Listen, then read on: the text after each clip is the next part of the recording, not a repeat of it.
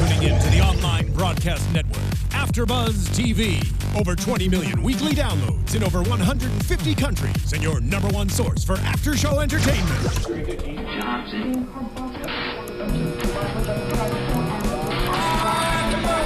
AfterBuzz TV, the destination for TV superfans. Producing aftershows for over 300 of your favorite TV shows, interviewing celebrities and showrunners, and bringing you behind-the-scenes exclusives. All thanks to E! Entertainment's Maria Menounos, producer Kevin Undergaro, and internet leader Akamai. Now, let the buzz begin! Hello, hello. How are you today? I'm good. Glad to be here. Me too. I can't believe it's been, 2 whole days since this episode aired? That long already. I just finished watching it. In case you aren't sure, with this lovely big TV behind me, we are here doing The Good Wife, the after show. We are doing season 7. We are doing Shoot. It was the episode that aired just on March 20th. So here I am. Hello, Courtney Henderson. Sorry, guys. Your host. And here with me, of course, is the lovely... Hi, I'm Zoe Hewitt. You can find me on Twitter and Instagram at Zoe Said What. That's Zoe Said What. Yes. So I was trying to decide how we should start this and how we should get into this. And because it's one of those where it's so many things happen, and I wanted to wait to talk about Jason, but I don't think I can wait to talk about Jason. I don't think I can wait, you guys. So I would say bear with me, but you probably can't wait either. Who the heck was that girl? I still feel like we don't know. It was a very vague, an old friend. What does that even mean? What justification is that? And I don't know. I guess I definitely know how I feel about Alicia's reaction, even more so, when he kind of talked about it. I also have feelings about Luca and going to him. What are you thinking?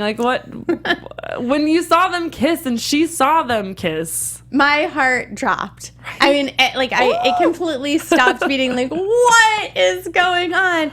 And I feel like my biggest problem right now is that there just aren't enough episodes left for an explanation. So I kind of feel like they've thrown a lot in, and now there's no time to actually finish it up adequately. So I agree. I feel like there's something else, but I'm not sure we'll get a good resolution. I mean, I just feel like CBS, we should get you on the phone and see what we can do about an 8th season. Those pilots can't be better than another season of this. That's just my opinion. No, but same. My heart just sunk, and I was like, you can't do this.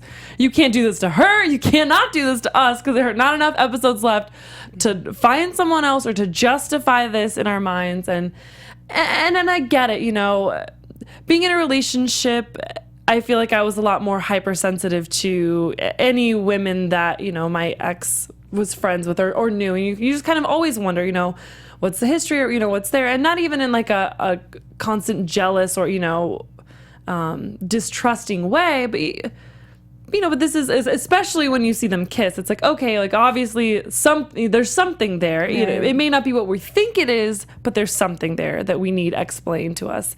And so with Alicia, it kind of bothered me that she didn't just call him out, especially when he could tell she was being weird. Mm-hmm. I get not knowing how to approach it. I get it's an uncomfortable conversation, especially when, she says so maturely and adultly, that, they're not committed, they're not exclusive, they haven't said anything. Arguably, she's the married one, so she's the one bringing more baggage to this in the first place. But even still, it's kind of one of those, okay, well, you and him have discussed the fact that you're married, so that's been dealt with. He's okay knowing that with the way things are right now. And so it's just one of those things where I'm okay, what are you doing? You can't just go kissing other women in front of us and then just not really explaining. I don't know. I wasn't really satisfied with his explanation. I wasn't really satisfied with Alicia going to him, or I guess not going to him, and then when it came up, just going to him and kind of being like, you don't owe me anything. Trying to, because I just feel like it's so not who she is. Mm-hmm. And it's more that it's you're so strong, you've been through so much. Luca points out, well, you're not crying, you're not, and it's okay, yeah, she has grown up. Whether it's because she's a cynic or, whatever the reasoning is, she's an adult and she gets it.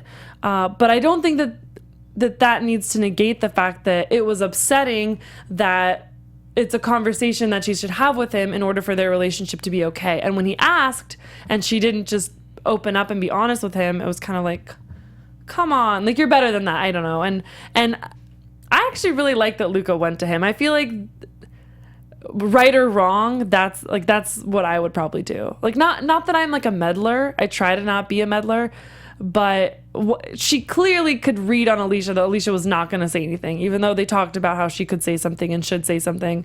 And Luca had to kind of trust in Jason that it wasn't going to come out that Luca went to him. And then, it came out anyways. And I thought that was okay too. I feel like all of the characters this season have changed so dramatically from who they seemed to be in the other seasons. So I know I mentioned when we spoke about the last episode about Eli's character, and that's how I felt the whole way through with Alicia. Like you said, she didn't speak up, and in the past we've seen that she doesn't shy away from questioning things. So she would have spoken up and said something to him. And I didn't love Luca's comment saying you're not crying, because this isn't the same thing. As much as maybe they want to try and make it seem the same, it's not the same as what happened with Peter. Peter was her husband of 20 years, 20-ish, plus or minus. They had children together. He was cheating with prostitutes. It's very, very different than a guy that you've just started a relationship with. It's not the same. Kissing a friend.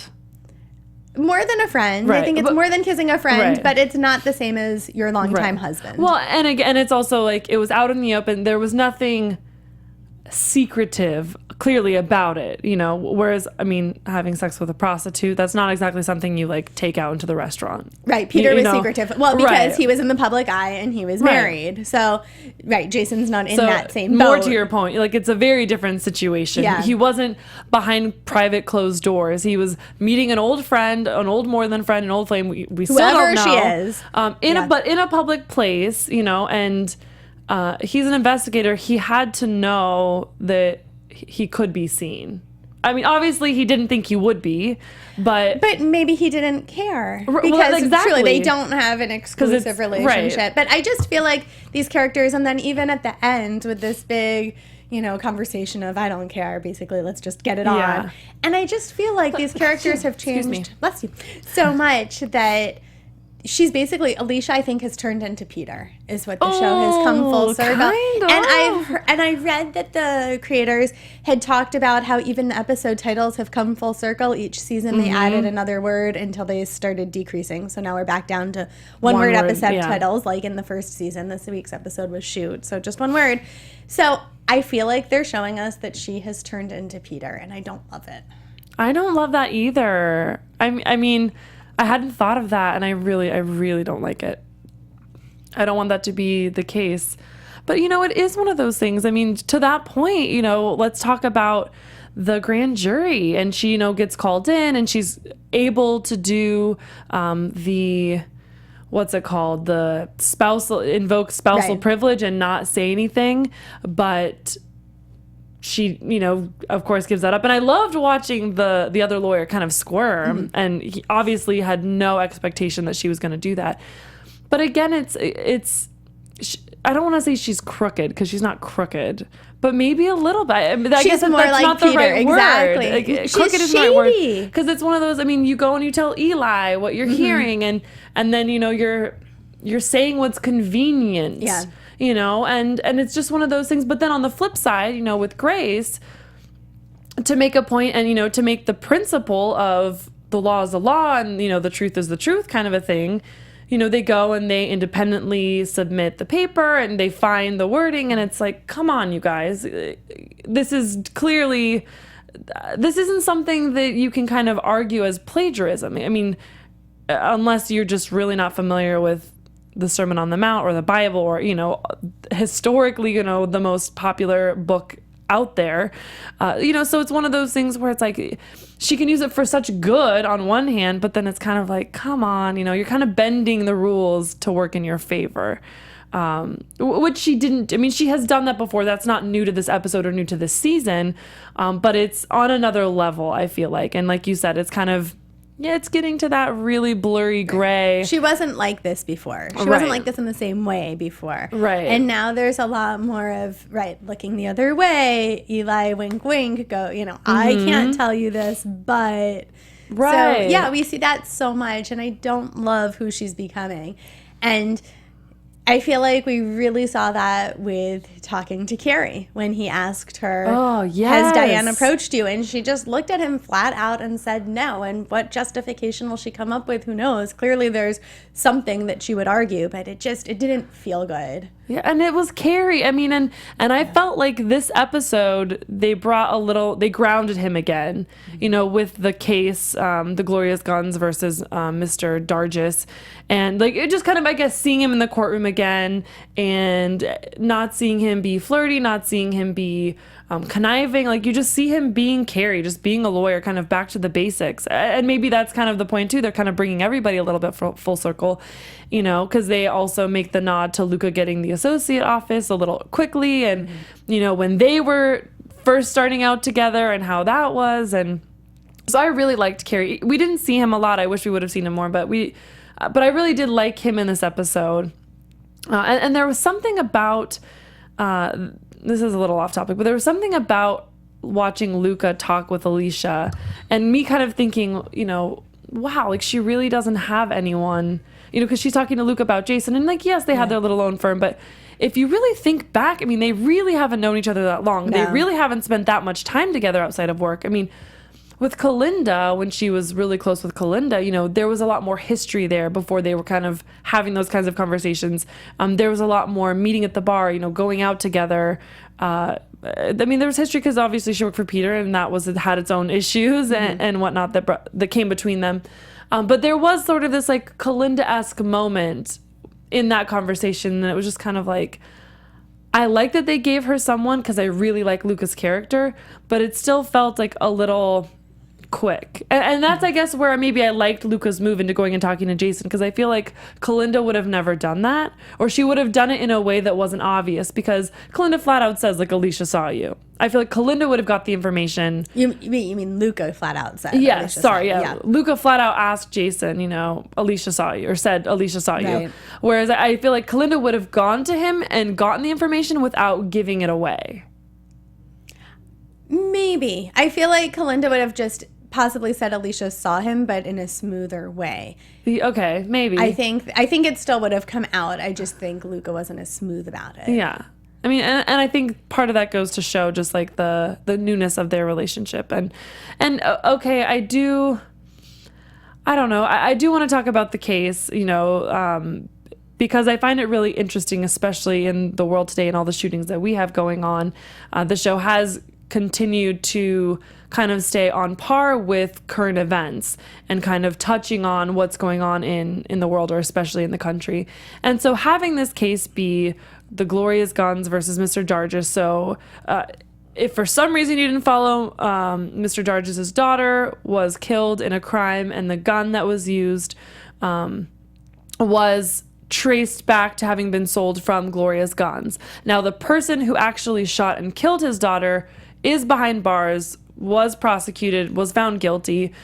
So that part of it is all taken care of, but he's done letting places like Gloria's Guns sell guns to people who essentially they know are going to go sell them to people who can't buy a gun legally. And right, and I think that's what's key here, that what it is that they're selling to what they call straw men, and that they are selling to people who they know are going to be selling the guns elsewhere. I mean, I can't even, I don't know, the whole case was kind of mind-blowing, because the fact that somebody would willingly sell to somebody, I mean, essentially a criminal, because they're buying a gun legally to sell it illegally, essentially, and knowing it's like you're not really any better. So you can't sit here like Mr. Dargis or any of these business owners that they bring in by the end and act like you're the same, because you're not. They're running legal businesses with customers who are, as far as they know, abiding by the law. I mean, obviously in a motel or a hotel, you're going to have people that aren't. But I don't think that it's as easy to know that. I mean, I don't know of a word like the straw men in the hotel realm.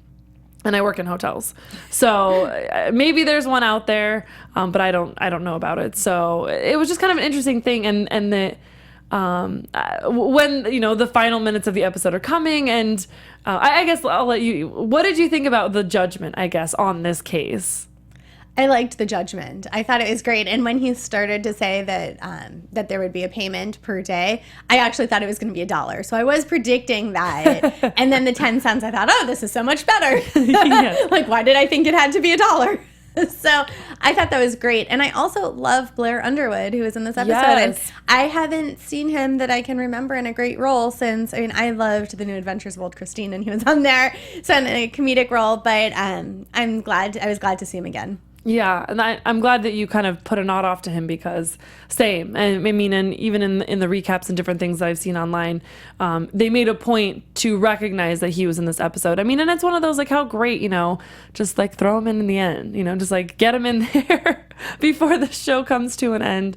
I guess I kind of wanted to talk a little bit about Grace and that a little bit more with the plagiarism and kind of how that plays out, because we see Alicia, or I guess maybe it's Alicia more, and then that's just kind of a factor, but Alicia has changed or is changing, and we're seeing more and more of that, because we were just talking last episode about how we don't have anything about her. Sorry, I just lost my train of thought. About Grace, that we haven't seen Grace recently. Yes, we don't know where or she is. Zach. And, Right. like, we want to see more of them. So I love that they brought her back. I'm so glad that you know what I was thinking. Yeah, so that they brought her back. And then we find out, that she kind of wants to take after her mom. And kind of what are your thoughts on that, especially kind of knowing Grace's religious background and interest and what Alicia has kind of become, and that's kind of what Grace is aspiring to. That's interesting. That's an interesting point, bringing in Grace's religious, like, newfound religion and what Alicia's becoming. I hadn't thought of it that way. I did think that when Grace said, oh, it's decided, I want to be a lawyer now, I felt like that was a little bit abrupt. That we've definitely seen Grace this season. One of the things I've liked when we've seen her is that she's been more involved. She was on the campaign trail. But then I loved the episode when she went to the board, when Alicia was practicing out of their condo, and she went to the board and argued about all the other people who are running businesses from their places. So I loved that, and I think we've seen that. So I can buy it, that it's been developed enough that, okay, Grace does want to be an attorney. But it still felt a little bit awkward to me, I guess. Maybe that's more the right word. Not abrupt, because they've built to it, but it felt awkward. Yeah, I would agree. It was one of those where there was a part of me that was so proud of that moment, because I feel like it's always fun to see somebody be motivated or inspired or kind of find what they feel like is their thing, or what they've been kind of called or they're passionate about because of the work of someone else or kind of the influence of someone else. And I love feeling like people can still influence and impact people in a meaningful way. And I think part of that is because, like, I would like to think, someday out there that I'll be able to help somebody better find themselves or, find their passion or love and kind of feel like, oh my gosh, because I watched this or because you did this, like, I was able to see, that this is really where I want to be. This is what I really want to do, whatever that ends up being, and so getting to see that, and granted, yeah, it's a TV show. It just kind of instills that little hope, like, okay, we really are still able to kind of help one another and kind of influence each other. At the same time, it shows the other side of things where we have to be careful because we can. And what is the example that Alicia's really setting? And is that really something that we want Grace to kind of fall down that path? Because Alicia hasn't had the easiest life, and some of that has been thrown on her, and some of that has been stuff that she's kind of thrown on herself. Absolutely. I mean, like she didn't have to stay married all this time. Right. But she has, out of convenience or what have you. Well, there was that brief period when it looked like they might be getting back together, and then it fell apart again. Yeah. I mean, and we haven't really seen him. We haven't seen Peter much. like at all this season. And so, I wish he'd come back. He has to, right? In the preview for the next episode, he showed up. So I think we will see him at least next week, but hopefully more than just next week. Yeah. He's been MIA this season. I don't like that. I don't like that at all. I mean, it's almost, I don't know. I don't really want to go into predictions, but I guess maybe it kind of is a prediction as far as like, well, maybe it's not a prediction. It's not a prediction. So because I'm saying it's not. So with Peter, I feel like they're going to bring him back with this grand jury thing, like, I don't know. I feel like they're going to kind of make a big to-do of it.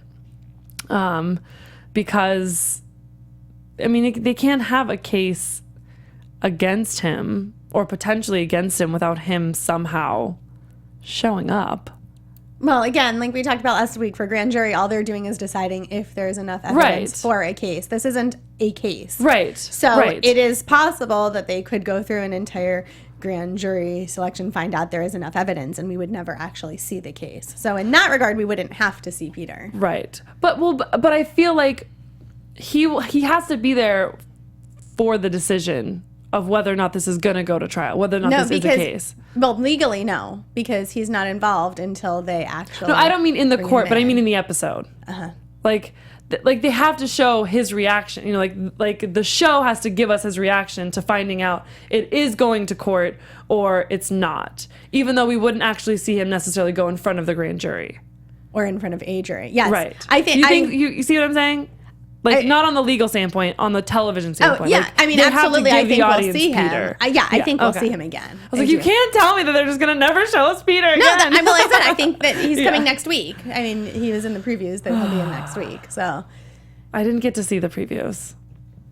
They gave us previews? They did. Oh my gosh, you guys, how did I miss that? Well, I'm going to have to go back and watch that. Because I didn't see. So tell me what the preview was. Well, we'll see him next week. I don't want to give everything away. And I mean, they only give you so much anyway. Well, of course. So yeah. Well, okay. Then we have to go into predictions, I guess. Unless there's something else you want to cover or touch on. No, I'm happy to go into predictions. Okay. And I think we've thrown them in. I don't know that I have anything to add. I think we will see Peter again for sure. I hope that we'll get more information from Jason about who that woman was, but I'm not sure that we will because we're still hanging on his big mysterious past too. Ooh, they never gave us that. There was a lot of teasing and we never really found out. I feel like this is kind of going to be the intro into that. I feel like she's going to be kind of the gateway into figuring out some of his past. Because now there's going to be questions. I mean, there's already questions. We already have questions, We have questions, but Alicia doesn't have questions right now. And if Alicia doesn't have questions... she does have questions. She's just like trying to play it cool. You know what it's like to... Well, I don't know. I won't speak on your behalf. I think by the end she didn't. I think she was struggling with it, definitely. But I think by the end she was resolved. So I'm not sure that we'll see her asking more questions. But I still hold firm to my prediction that I think we will see them leaving for their all-women's law firm. Oh, and I think there will be some shakeup. There will be something going on. I hate to agree with you, but I really feel like that. I do. Like, now that I see that, I'm like, I think it's really actually going to come down to that. Because Alicia lied to Carrie, because I feel like she wasn't, unless I missed something, I feel like she wasn't giving Diane like the sure thing. Like she wasn't committing 100% to an all-women's firm. It was kind of like, okay, like I'm going to see what you'll do about Luca. I'm going to see, kind of how much you want me, how serious you're taking that you want me to come with you. But then Diane was serious. She gave Luca an office immediately and brought her into the courtroom. So, and Alicia saw that, and I think that's part of why she lied to Carrie, because it's like, okay, I need to see a little bit more. And unfortunately, I mean, I don't want to see the all-woman firm. I mean, I'm all for human rights. I'm all for women's rights. But I don't think that an all-women's firm is necessarily the best or only way you can kind of advocate for women. And I guess we should clarify, we are calling it, we've referred to it, both of us several times now, as all women's firm, but it's actually just an all women female partner firm. So there would be men in the firm, just not as named partners or as partners. And I mean, because I feel like the same would be the other way. If it's an all male partner firm, I mean, how confident do you as the opposite gender feel about your longevity or ability to move up? If they're priding themselves on being an all women's partnered firm, then as a man working at that firm, you're an associate and you work your butt off for them for several hours and several years. And then what? You have to go somewhere else and start over to become a partner? Well, I do think that they said it would be all female name partners, which would mean then that men could still be a partner, partners. Just not a name partner. They just wouldn't be name partners. But I could be wrong. It hasn't be been a partner and not be a name partner. These are lawyers. I don't know. Well, I mean, you can only have so many name partners. Usually it's just a couple. So yeah, I guess I would want to be a name partner. And I think if I were a man, I would still want to be a name partner. I mean, and granted, obviously that just means like that's not the good fit as far as like a law firm goes, but it'll be interesting. But point of all of this being, I do agree with you based on your prediction last week. We will see that. But we have something kind of exciting going on here at the studio.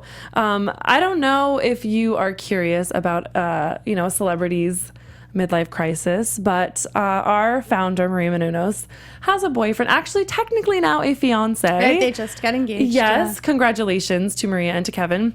But he's, I guess, going through a little bit of a midlife crisis, and he kind of enjoys talking about stories and the behind the scenes of Hollywood. He loves talking about TV and old movie references.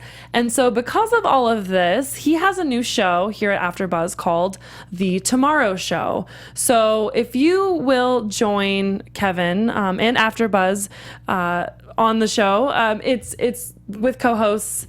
Let's see, who do we have? We have Roxy Stryer, Ashley Daniels, and others. It is full of insanity. I don't know if you guys have seen any of the promos for this. They are wearing awesome Star Trek. They're in like the coolest colors.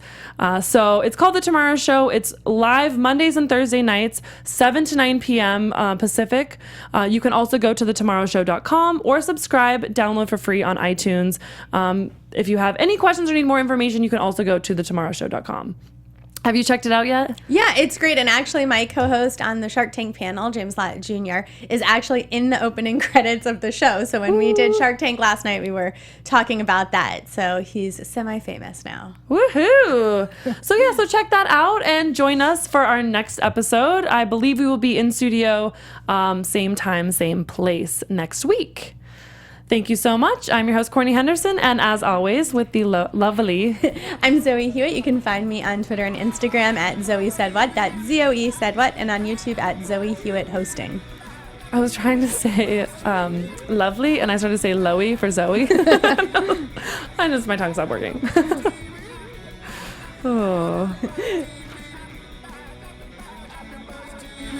From executive producers Maria Menounos, Kevin Undergaro, Phil Svitek, and the entire AfterBuzz TV staff, we would like to thank you for listening to the AfterBuzz TV network. To watch or listen to other after shows and post comments or questions, be sure to visit AfterBuzzTV.com. I'm Sir Richard Wentworth, and this has been a presentation of AfterBuzz TV. Buzz you later. The views expressed herein are those of the hosts only and do not necessarily reflect the views of AfterBuzz TV or its owners or principals.